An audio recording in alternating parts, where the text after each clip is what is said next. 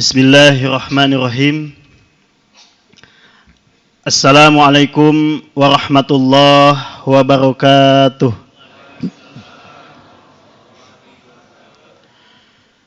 Alhamdulillah ala ni'amihi zahirah wal batinah, qadiman wa hadithan, wa ashhadu an la ilaha illallah wahdahu la syarikalah, wa ashhadu anna Muhammadan abduhu wa rasuluh alladzi la nabiyya wa la rasula ba'dah, amma ba'd. Qala Allah ta'ala fi kitabihil karim, a'udzu billahi minasy syaithanir rajim. Syahrul Ramadan alladzi unzila fihil Qur'an hudal linnas wa bayyinatin minal huda wal furqan. Hadirin jamaah Masjid Baitul Muttaqin yang sama-sama mengharap ridha serta ampunan Allah Subhanahu wa taala. Alhamdulillah di malam yang keempat ini, malam keempat ya Pak ya, kita masih istiqomah melaksanakan salah satu rangkaian kegiatan ibadah kita khususnya di bulan suci Ramadan.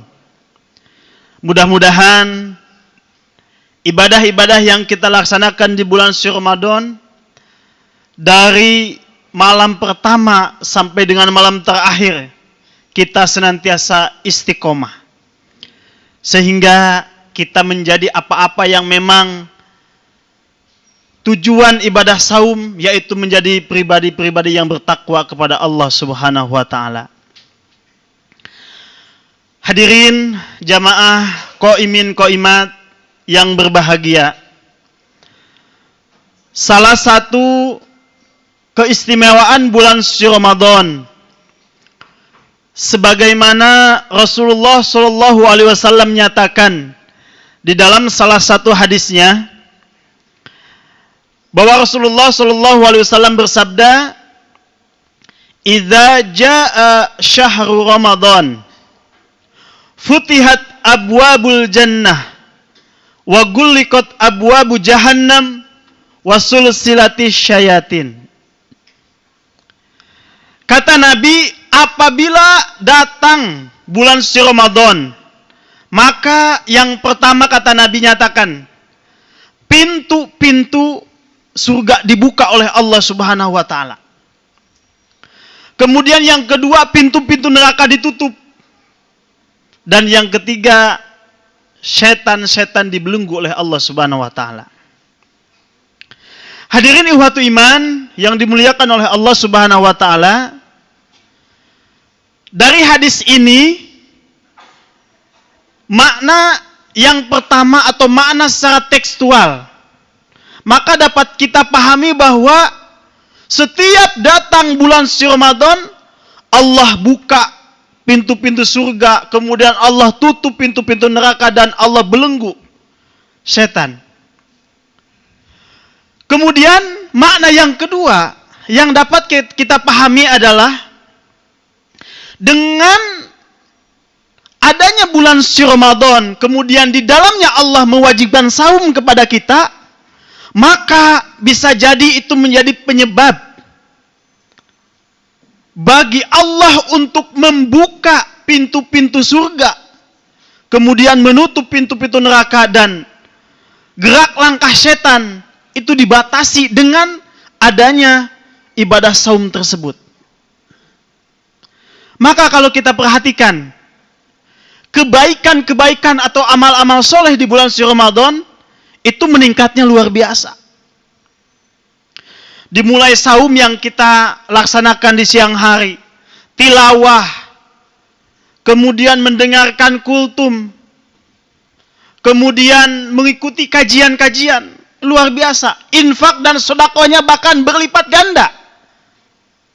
Dan hal ini menunjukkan bahwa bulan Ramadan itu merupakan yang ada ibadah saum di dalamnya, itu berpotensi besar Allah membuka pintu-pintu surga bagi kita.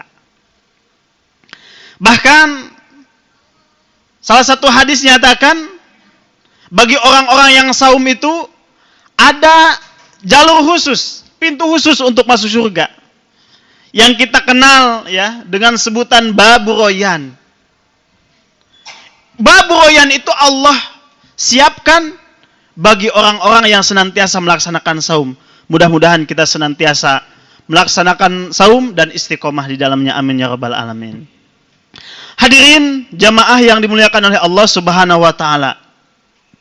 Di dalam Al-Qur'an Allah menjelaskan ada 8 surga yang Allah buka khususnya di bulan suci Ramadan. Apa saja? Yang 4 itu menggunakan kata awalan jannah. Ada Jannatun Naim, Jannatu Aden, Jannatul Ma'wa, sama Jannatul Firdaus. Kemudian 2 menggunakan kata awalan darun. Ada Darul Muqama sama Darus Salam. Kemudian 2 lagi menggunakan kata awalan maqam. Maqamun amin dan maqamam mahmuda. Jadi 8 surga ini di bulan suci Ramadan Allah buka. Baik itu karena memang maknanya secara tekstual maupun disebabkan karena memang ibadah-ibadah yang kita lakukan di bulan suci Ramadan. Hadirin ikhwatu iman yang dimuliakan oleh Allah Subhanahu wa taala. Kemudian wa guliqat abwabu jahannam. Pintu-pintu neraka ditutup oleh Allah Subhanahu wa taala. Di dalam Al-Qur'an Allah nyatakan bahwa neraka itu ada 7. Allah nyatakan di dalam Al-Qur'an a'udzubillahi minasyaitonir rajim. Laha sab'atu abwab. Kata Allah neraka itu ada 7 macam atau 7 pintu.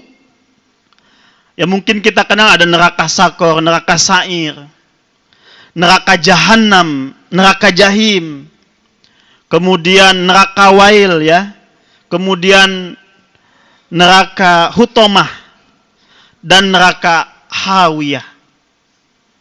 Jadi semuanya itu yang 7 itu Allah tutup di bulan suci Ramadan.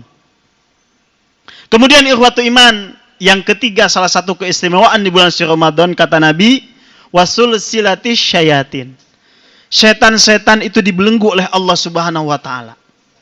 Baik dibelenggu secara tekstual tadi atau dibelenggu karena memang gerak langkah setan di bulan suci Ramadan itu kita persempit. Dipersempit oleh orang-orang yang sedang melaksanakan puasa. Sebagai sebuah contoh sederhana misalkan di siang hari kita punya makanan di kulkas gitu kan. Adem dingin.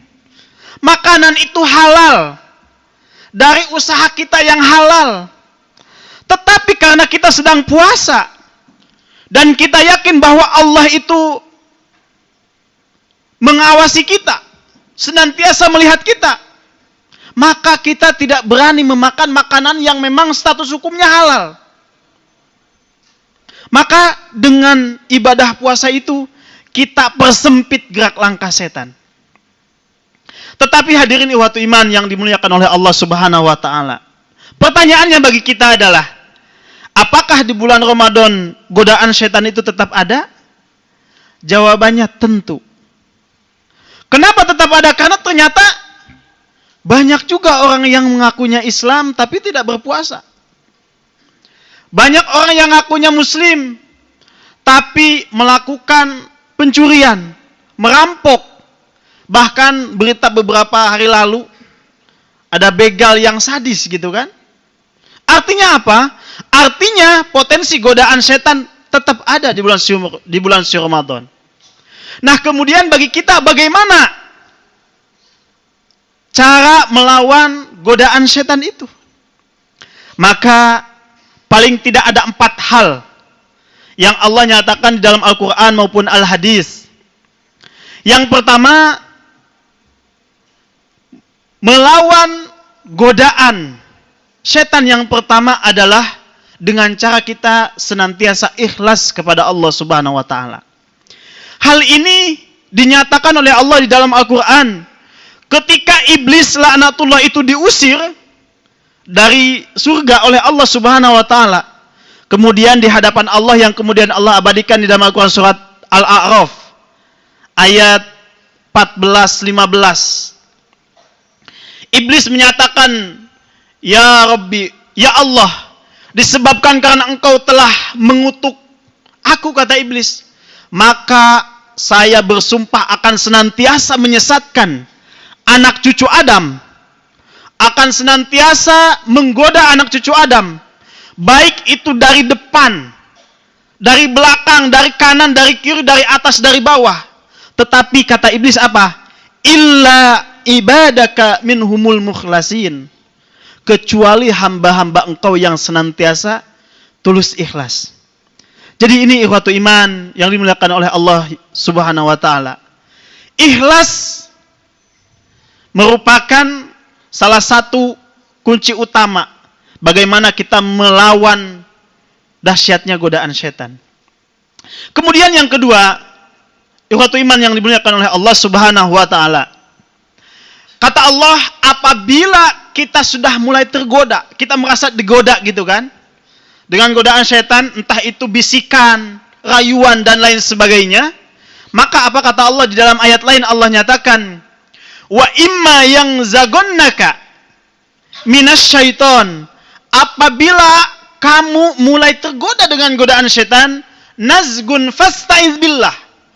Maka kata Allah, segeralah minta berlindungan kepada Allah Subhanahu wa taala.